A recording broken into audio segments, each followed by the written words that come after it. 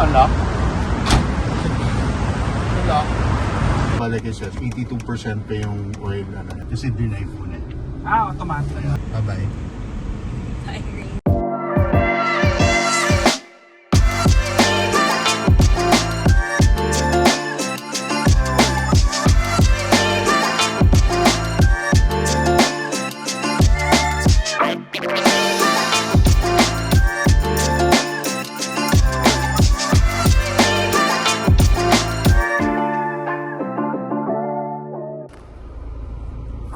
Hello guys, good afternoon na.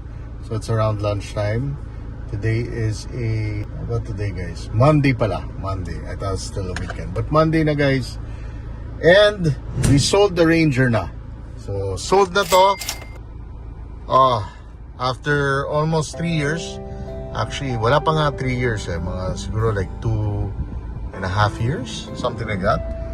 And we only have 8,676.7 kilometers. Yung iba guys on marketplace, nag-offer na. Hindi pa tinitignan yung kotse nag-offer. So, I would assume you guys who offer me money, which I don't reply guys, are buy and sell. So, I don't sell it to buy and sell. I sell it to a person who's actually gonna buy the car and use it. Instead of just flipping the car. So, yun. He was the first person who basically told me that he wanted to look at the car. I remember I told him Sunday na lang. Then sabi niya kung kaya earlier, sabi ko sige Saturday. Then hindi pa rin. So I think he messaged me on a Friday kung pwede on Friday. So Friday pumayag na ako and he looked at the car. So that means he really was interested, which is good. So I showed him the car, and I think this is his first Ford vehicle, let alone a first Ford Ranger. And basically, I told him to ask me all the questions because like a lot of people who bash Ford. I don't know why. Maybe they had bad experience buying a second-hand unit or a terrible second-hand unit. They didn't really check the car, so they ran online, diba? But ako naman, I'm willing to, when I buy cars, and I post it online, diba? I make YouTube videos. I make sure na the cars I buy, whether brand new or not, I do, a bit of research instead of, just saying that's not a good brand or not a good model. And I base it from there, on my experience, personal experience, diba? With this car, of course, it's a low mileage car. It's brand new when I bought it. I had no issues. I remember there's this person who wrote on my thread. Ang haba, guys. Sobrang haba. Natatawa nga ako eh. May nag-comment, why would you comment that so long and saying that Ford, dami daw issues and that basta may mga rattling problems daw or, engine or whatever. Ako naman wala. That's my honest opinion. I never, not once of that long list that he put, based on the interior, exterior, mechanical, had any issues with this specific car, with the Ranger. And I'm sure not the only one, or else not a lot of people would buy a Ford Ranger, diba? If talagang sirain all the time, diba? And yeah, with this one, low mileage because of course I have other cars, guys. Everything's good. I showed them the car pala. I showed them yung mga cup holders kasi nga first car niya, he really liked the auto hold of this car kasi of course yung cars niya, he said he drives older car. Of course guys, may mga small scratches pero hindi naman sobrang halata. Hindi mo maiwasan yun on pickup, especially brought it to Baguio, Batangas, pero really small scratches guys na pwede mo i-buff actually. Yan guys, the Bosch Europa. Yan. Then he likes also the Ford Pass na pinakita ko sa kanya on the app. Yan. So, same goodbye. Ranger Wildtrak 4x2. We had fun with it. I had fun with this car after almost 3 years. Even the antenna, yan o.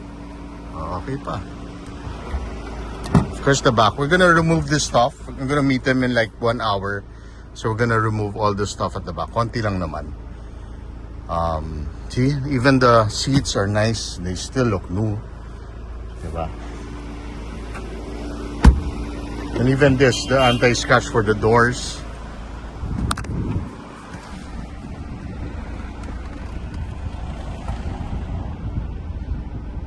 Yeah, see Andrea's there. So, if you're gonna ask what we're replacing the car with, yan. Hi babe. So we're gonna remove the stuff pala in the car, guys. You know? We're slowly removing everything. Konti lang naman.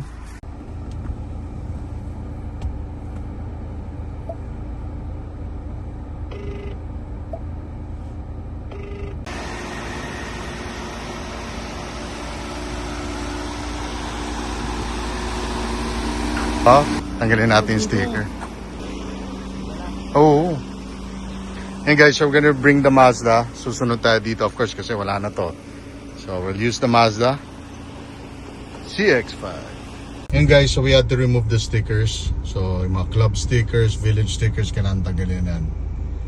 Yan, yung mga hassle kasi may init na yan, you have to remove it. But it's okay. We'll just replace these stickers. We also removed the RFID na yan sa likod.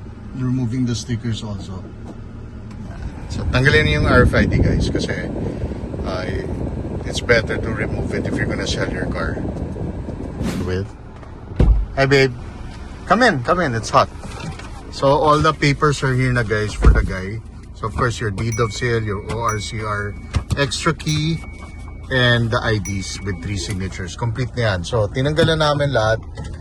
Babe, what car did you replace this with? Wag sabihin. Ay, sorry. Edit. Yes. Oh, you asked me. Babe, what car did you replace? Yeah, but we replaced it with a plug-in hybrid. So don't. Okay. So yun, basta we replaced it with a plug-in hybrid. Yeah, So, we're about comment to down replace it. below what Laway mo. sorry babe, yung laway ko tumasek. Plug-in hybrid. So comment down below what plug-in hybrid we got. Anyway, Yes. are you gonna miss this car? Of course, I love this car. Do you honestly, after almost 3 years? Yeah, it's gonna be hard to let it go. Ang swerte actually, swerte yung buyer si Johnson. Kasi tignan mo naman yung mileage, guys. Tapos, don't forget, he gets 3 years free PMS. Yeah. Yun yung pinaka-okay. Imagine, he saves 33,000. 33,000, guys. Diba? Libre na yun. Accessories pa and all. Accessories alone, but siguro mga 60,000 rin. Something Yeah. like a 50, 60,000. Then the 33,000 PMS. All he has to do is bring it to Ford Makati. I'm not sure if he could bring it to other Ford branches. He has to ask that. Kasi kami, Ford Makati, kasi malapit lang kami sa Ford Makati. And you just bring it after a couple of hours, tapos. Diba? It's so convenient. Diba? But yeah, this car has served us well. We, like I said in our previous vlogs, we used this a lot sa Baguio. We used this I think sa Batangas, yeah. Sa Punta Fuego. Yeah, Saan gamit ba- na gamit in Saan Fuego. ba? Rizal, yun ang camping tayo. Yeah. We used it. Semi-river crossing yun. So we used it, even though low mileage, but we did use it. Yeah. And it's well taken care of. Yeah, we used it also in Batangas. Even when though did we used diving. it so much. I mean, not really much, but I mean, long trips. Yeah, we used it for the purpose of hauling stuff and even maraming tao sa loob. Yeah. So, okay na rin, guys. For a pickup, it's very comfortable. Yeah, but of course, now that we decided na, especially si Andrea, she needs a more comfortable SUV. Because? What? Kasi tumatanda na ako. No, it's because also, guys, we don't really put stuff at the back. Ayun ang problema. Yeah, we need storage. Yeah, kasi there's some stuff ayaw talaga namin lagay sa bed. So we need an SUV na talagang it's protected inside of the Yeah. car. And also Not more... only that, and ayaw namin ng coding anymore. Yes. We want a green, you could say a green car, meaning, di ba? Kasi that's under debate yung, kasi people are saying EV to produce a battery, it causes a lot of environmental problems kasi nga you're mining and stuff. Basta that's a whole nother debate. Yeah. But that's how it's going, guys. Hybrid, plug-in, EV. Yan na talaga ang papunta yung car direction. Yeah. That's why there's so many EVs out there, plug-in hybrids out Yeah. there. Maganda kasi si Andrea, because Andrea lives in her house, so she could put a charging. And a car that's more suitable, more More fit for of course more comfortable kasi crossover, guys. Basta crossover kukunin namin na SUV na hybrid. So, yan. But we use this naman for the intended purpose of kasi I really love the Ranger when it came out, the new one. Ang ganda ng itsura, ganda ng loob, laki ng screen, 'di ba? At the same time, electronic power steering, you get electronic auto.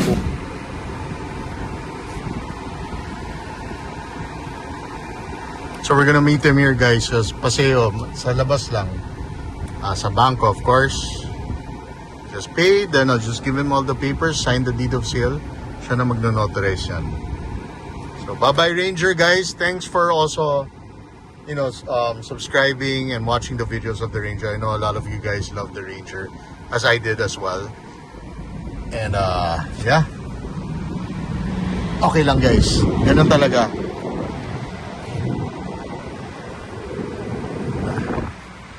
Sometimes we cannot get attached too much with cars. I used to be attached with my cars before, guys. But now, hindi na. Kasi ganun talaga.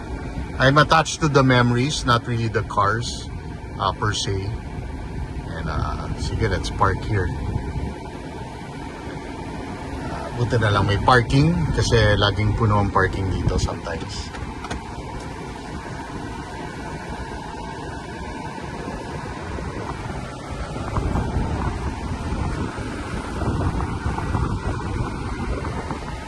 Okay.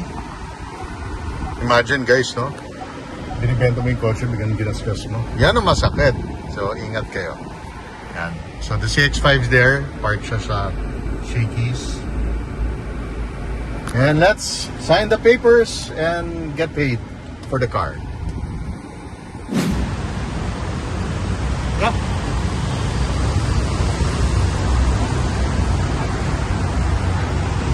Yeah. Careful, baby.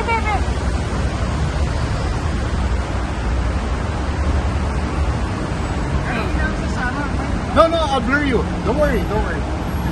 Make sure you blur.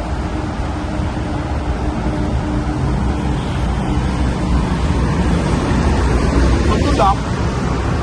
This is unlock. Unlock. So left, right to unlock, left to open.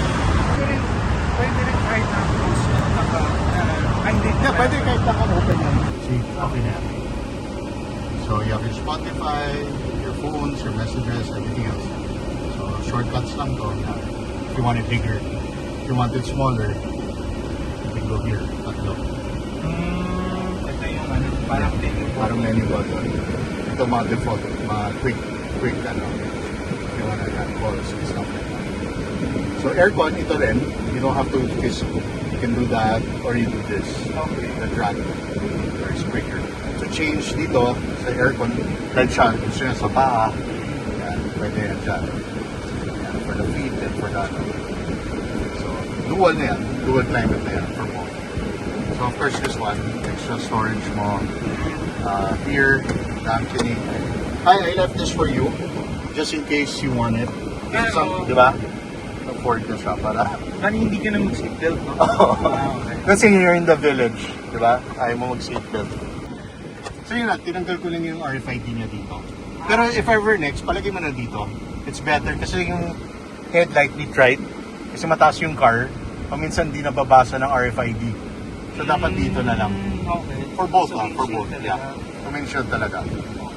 Then, what else? Okay. Dito, you could do your menus. So dito, di ba, like I said, 82% pa yung oil, sasabihin naman ng car eh. Pero, ang layo pa eh. Kasi hardly use the car eh, 82. So, mileage, yan. Range is that. Ano range? Yung till empty. full empty ng diesel mo, you still have 183 kilometers. Okay. Malaking tank din ito Alam ko 80 liters to malaki. So yung full tank niya will last, well, compared to your Pilot, talagang times 2 for sure. Okay. Kasi matako yung Pilot Parang nasa 600 plus pa, no? 600 ang full range nito Tapos, what else? Pag CarPlay, what else do you wanna know? Wireless. So you just put your phone here, it will come out here. Charge niya. Lalabas yun. May something kasi sa likod ko yung... Okay. Baka ito fix it. Yeah. But Okay yeah, lang. wireless, meron Type-C and USB. Here, there's a 12 volt. Then there's charging sa likod. Then the Ford Pass, if I were you, download the Ford Pass app para yung pinakita ko sa'yo. So you could start the car using your phone, unlock the car on the aircon, stuff like that. Okay. Pwede mo gawin yan. Gets. Then, yeah, traction control, but always keep it on. Ganun ba? Traction, lambot talaga. Tapos yung lights yan, I just leave it at default para pag on mo, naka-on to. Automatic. Yeah. Para you know na nakalock yung car. Yan. That's about it, no? Yeah. Okay. Okay na I mean, basic. Yeah. That's it. Just the then when the contacts me, I'll also forward it to you. Sige. Then I'll also endorse you once you authorize the papers. Yung papeles nandiyan kompleto. Okay? Okay na tayo. no? Thank you, Johnson. Thank you. This is the card. Your card. For the yung dito. Okay. Okay. Sige, thank you. All set na, eh. Ganda, no? Di okay lang. Kasi hindi ka naka-handbrake. Then lift it up. Press brake. Yan. Handbrake ka na. That's one thing you get used to. The electronic parking brake. Kasi kung sanay ka sa... I think the Pilot foot brake, right? Is it foot brake? Yes, It's foot brake on the left. So, sanay ka lang na bonded dito. But by default, let's say lang, nakalimutan mo to, pag drive mo yan, mamawala yan. Kasi drive mo na. Automatic. Automatic siya. Kasi sometimes you forget it. But it went to a good owner, no? Babe, mabait. Yeah. Yun ang importante. Yun ang gusto kong benta ng kotse. They appreciate that you took care of the car. Bye-bye! But next, like I said, will be, a hybrid na. Excited. Bye-bye.